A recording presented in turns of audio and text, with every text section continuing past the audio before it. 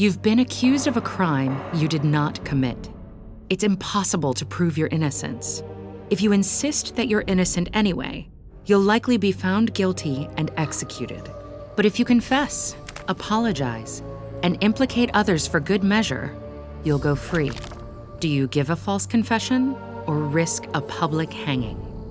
This was the choice facing those accused of witchcraft in the village of Salem, Massachusetts, between February 1692 and May 1693.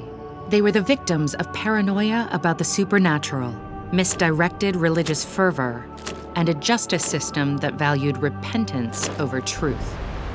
Salem was settled in 1626 by Puritans, a group of English Protestants. Life was strict and isolated for the people of Salem. Battles with their Native American neighbors and groups of French settlers were commonplace. People feared starvation and disease, and relations between villagers were strained. To make matters worse, 1692 brought one of the coldest winters on record. That winter, two cousins, 9-year-old Betty Paris and 11-year-old Abigail Williams, started behaving very strangely. A physician found nothing physically wrong, but diagnosed the girls as under an evil hand.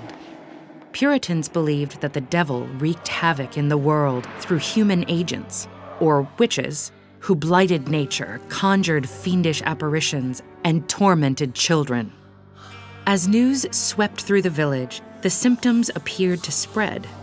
Accounts described 12 so-called afflicted girls contorting their bodies, having fits, and complaining of prickling skin. 4 of the girls soon accused 3 local women of tormenting them. All 3 of the accused were considered outsiders in some way.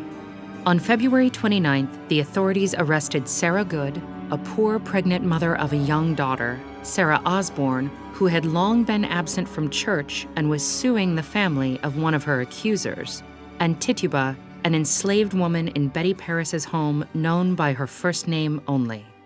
Tituba denied harming the girls at first, but then she confessed to practicing witchcraft on the devil's orders and charged Good and Osborne with having forced her. Osborne and Good both maintained their innocence. Osborne died in prison, while Good's husband turned against her in court, testifying that she was a witch or would be one very quickly.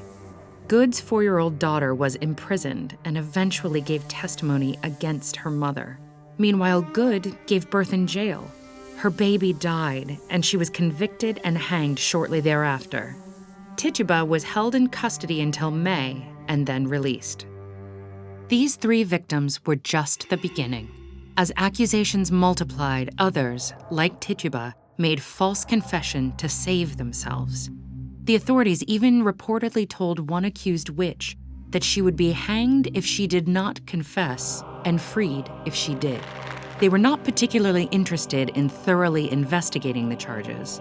In keeping with their church's teachings, they preferred that the accused confessed, asked for forgiveness, and promised not to engage in more witchcraft. The court accepted all kinds of dubious evidence, including so-called spectral evidence, in which the girls began raving when supposedly touched by invisible ghosts. Complicating matters further, many of the jurors in the trials were relatives of the accusers, compromising their objectivity.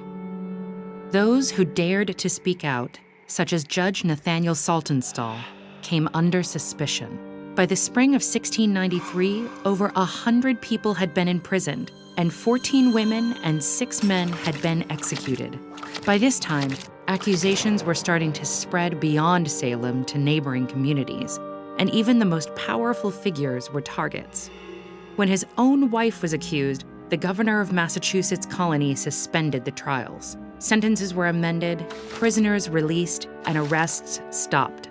Some have speculated that the girls were suffering from hallucinations caused by fungus, or a condition that caused swelling of the brain. But ultimately, the reason for their behavior is unknown. What we do know is that adults accepted wild accusations by children as hard evidence. Today, the Salem witch trials remain a cautionary tale of the dangers of groupthink and scapegoating, and the power of fear to manipulate human perception. Weaponized accusations of witchcraft were around for millennia before reaching the village of Salem. Travel to the ancient city of Alexandria and follow the tragic story of Hypatia, a renowned scholar and political advisor brought down by a charge of witchcraft.